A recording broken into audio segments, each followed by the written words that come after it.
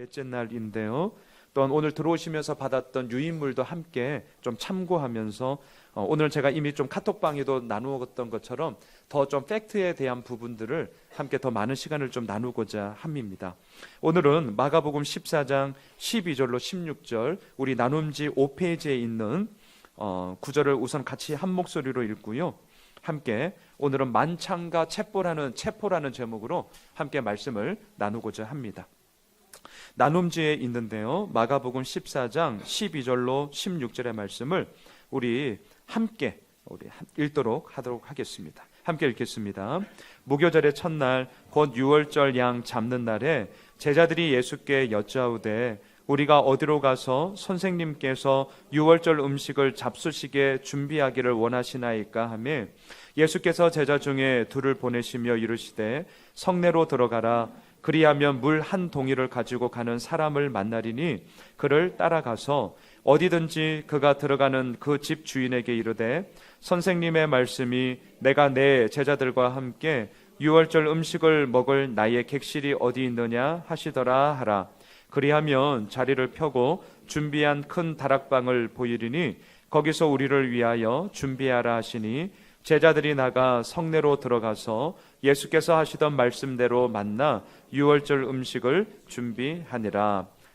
만창과 체포라는 제목으로 오늘 고난주간 넷째 날 예수님의 발자취를 함께 따라보고자 합니다.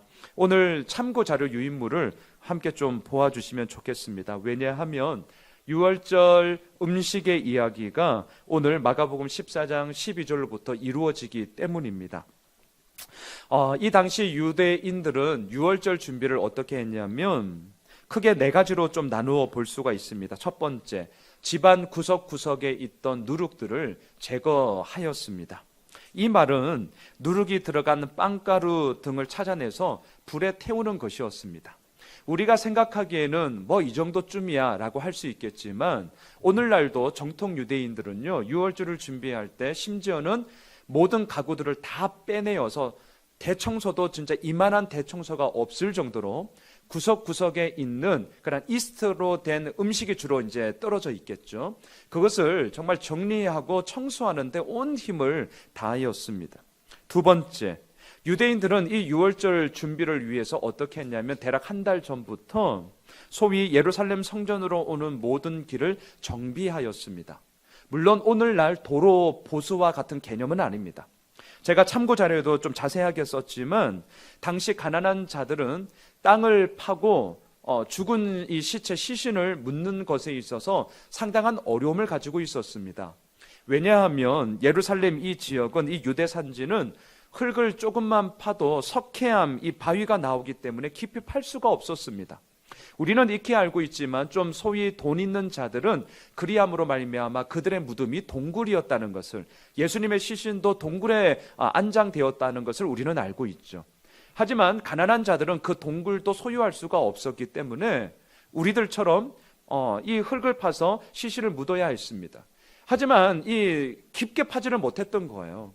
그래서 얕게 묻을 수밖에 없었고요. 시간이 지나면서 이 시신의 뼈들이 그 흙을 나와서 이제 이렇게 널브러져 있는 경우가 참 많았습니다. 그런데 생각해 보십시오.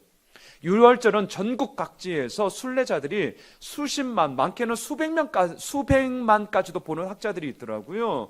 그 수많은 사람들이 예루살렘 성전을 향해서 옵니다. 그런데 어떻습니까? 율법에 의하면, 이 규례에 의하면 시신과 접촉하는 자는 7일간 움직일 수가 없는 것입니다. 정결 규례의 시간을 가져야 했습니다. 그래서 이 당시 예루살렘에 살고 있던 관리들은 유월절 한 달 전부터 유월절 준비를 했는데 그것은 뭐 했냐면 그 평토장하는 무덤에 회치를 하기 시작했습니다. 무엇입니까? 이곳은 무덤이니까 조심해서 지나가십시오 라는 준비를 했던 것이죠. 그래서 예수님도 서기관과 바리새인들, 종교 지도자들에 대해서 그들의 외식을 향하여서 뭐라고 외쳤습니까? 이 회칠한 무덤과 같은 놈들아, 이런 말씀도 있다는 것을 기억하게 됩니다. 세 번째, 이들은 유월절 준비를 하면서 뭘 했느냐? 붉은 암송아지를 태웠고 정결케 하는 물을 만들었습니다. 그것은 제가 오늘 나눔지에 민수기 19장 2절로 7절 말씀을 그대로 기록해 놓았습니다. 이것은 나중에 좀 보시면 좋겠습니다. 왜 이것을 준비하였느냐? 행여라도 시신과 이렇게 접촉한 자들은 7일간 정결 규례를 지켜야 했기 때문에 그 먼 시간, 그 아까운 시간을 가지고 온 자들이 꼼짝달싹 할 수도 없었던 거예요. 그래서 이 정결케 되는 물을 통하여서 이들은 즉시 그 7일간의 정결 규례가 아닌 즉시 정결케 함을 받는다라는 그러한 하나의 규례를 만들어 놓았고, 이것을 통하여서 예루살렘 성전 순례를 하기에 부족함이 없도록 해 놓았던 것입니다. 또한 네 번째, 집안의 모든 그릇들을 다 깨끗이 씻었습니다. 돌 항아리, 노수로 만든 그릇은 물론 깨끗이 씻을 수가 있었겠죠. 하지만 많은 자들은 흙으로 만든 토기 그릇을 여전히 많이 쓰지 않았겠습니까? 조금이라도 소위 이가 빠졌다거나 금이 갔다거나 그들의 기준에 있어서 정결함이 조금이라도 흠이 있는 것은 어떻게 했겠습니까? 다 깨뜨리는 것이죠. 네, 이렇게 유대인들은 오늘 말씀에서도 이렇게 시작을 하지만 유월절 준비를 하는 것 가운데 온 힘을 쏟게 되었습니다. 자, 그러던 가운데 오늘 12절을 보십시오.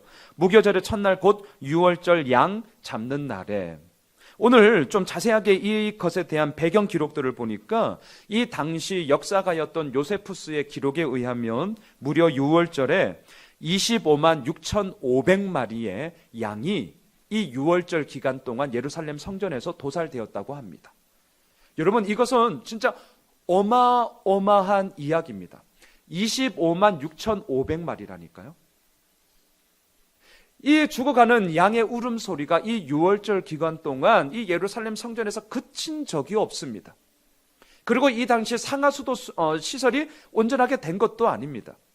피 비린내가 예루살렘 성전에 꽉 차 있는 거예요.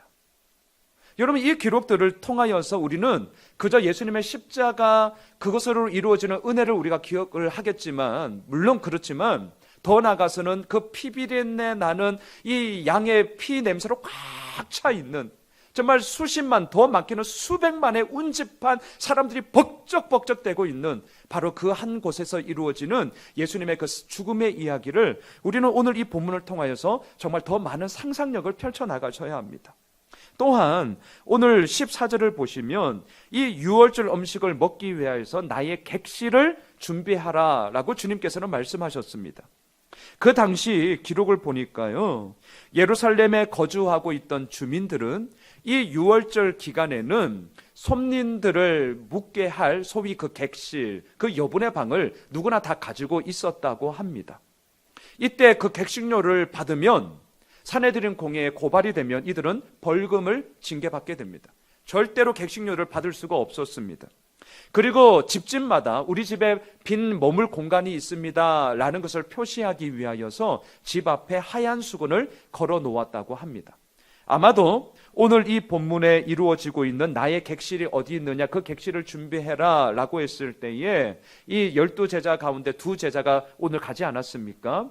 분명히 집집마다 걸려있던 하얀 수건들을 이들은 보면서 주님의 그 말씀을 기억하면서 6월절을 준비하고자 하는 그 객실을 찾았을 것입니다.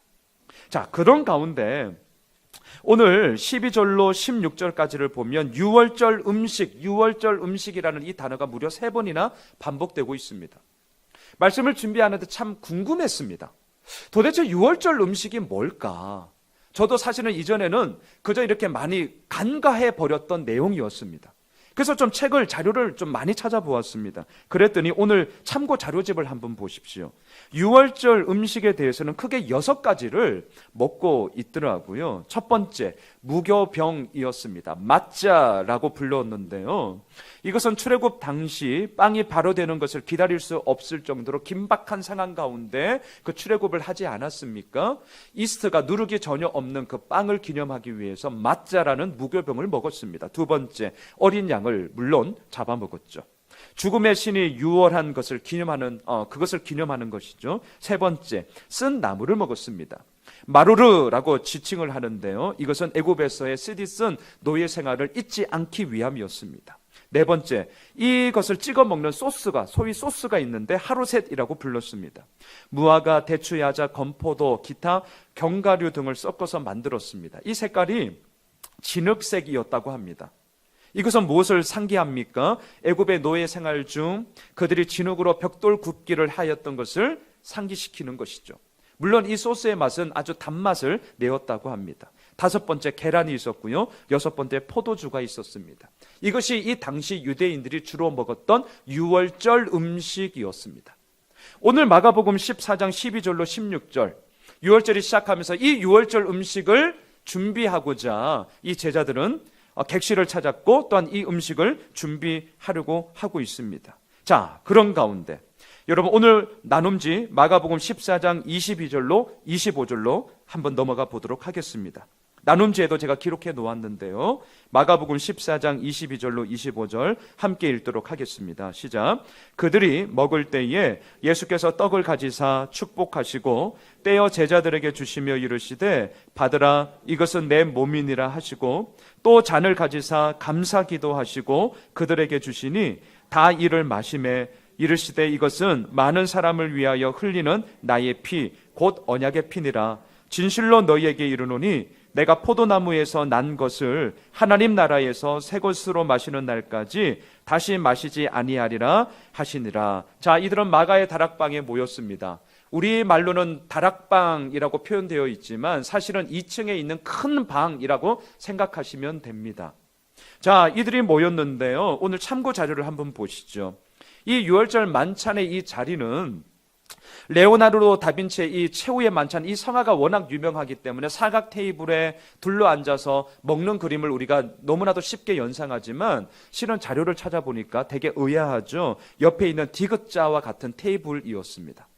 왜 이런 테이블을 썼느냐? 그 당시 로마 제국은 계급 사회였습니다. 철저하게 계급의 높낮이에 따라 잔치를 배설하는 그 모든 잔치의 자리는 정확하게 지정되어져 있었습니다. 그래서 상석이 어디냐? 여러분들 보시는 그 그림의 왼쪽에 있는 자리가 상석입니다. 그리고 왼쪽에 그 세 자리 가운데서도 항상 그 중간에 있는 자리가 그 만찬을 여는 호스트가 앉는 자리였습니다. 그래서 많은 학자들은 예수님이 이 세 자리 가운데 중간에 앉았을 것이고, 그리고 사랑받던 제자 요한복음, 요한 1, 2, 3서, 요한계시록을 썼던 그 요한복음, 자신을 이끌어서 예수님의 사랑을 받는 제자라고 하지 않았습니까? 그 요한이 예수님의 곁에 앉았죠. 그리고 되게 의아한 것은 많은 학자들에 의하면 가룟 유다가 그 상석에 또 하나의 자리를 앉았을 거라고 합니다. 왜냐?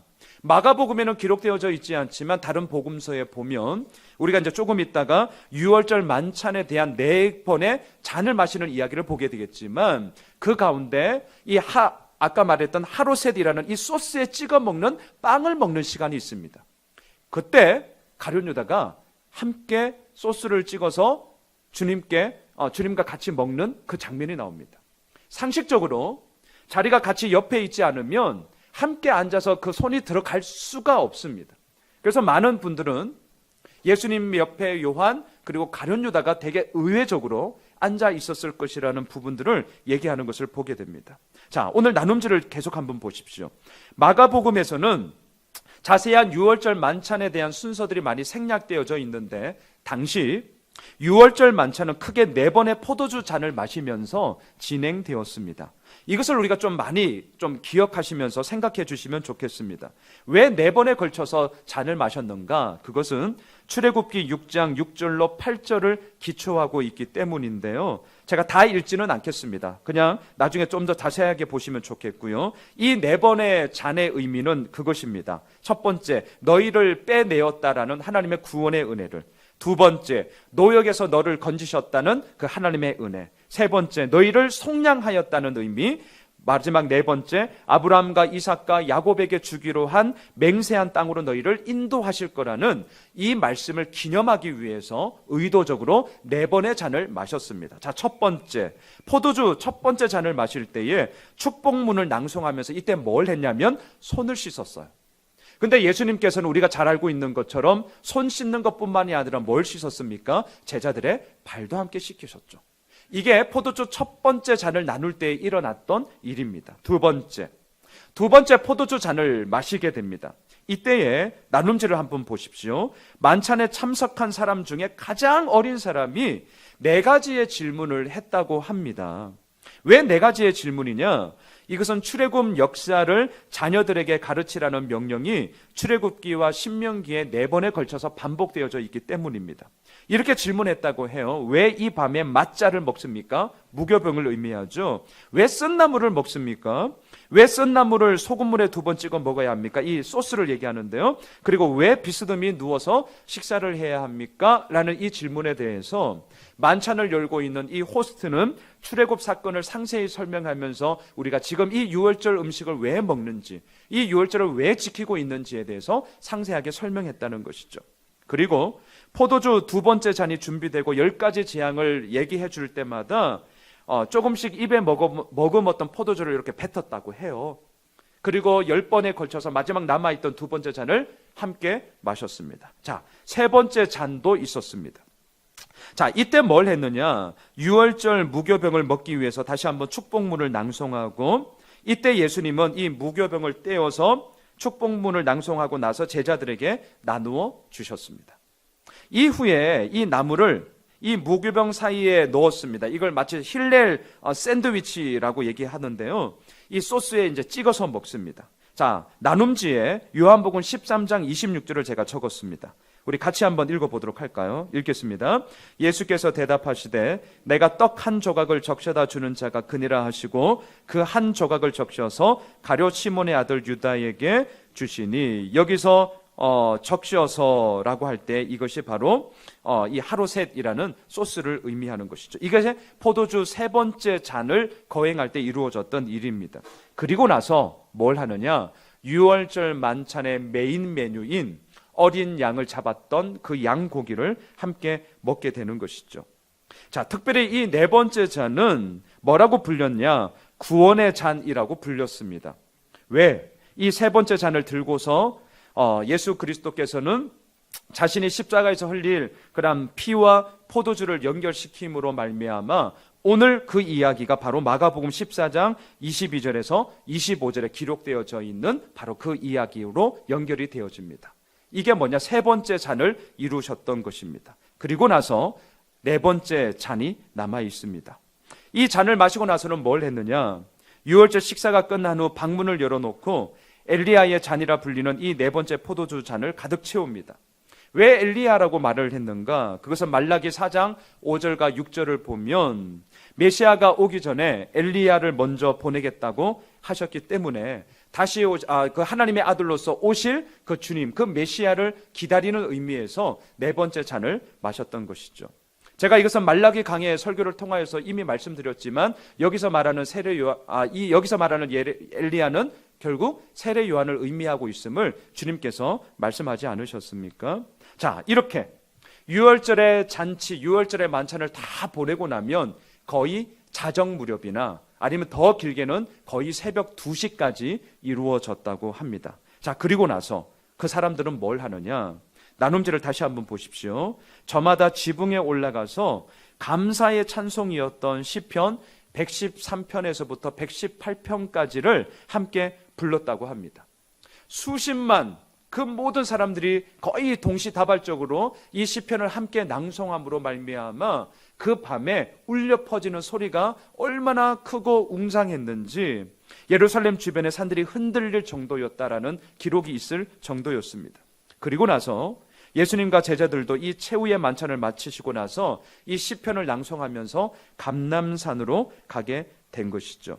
자, 감람산으로 간 이후에 어떠한 일이 벌어집니까? 오늘 나눔지 여러분 마가복음 14장 42절로 우리 44절까지만 함께 읽도록 하겠습니다.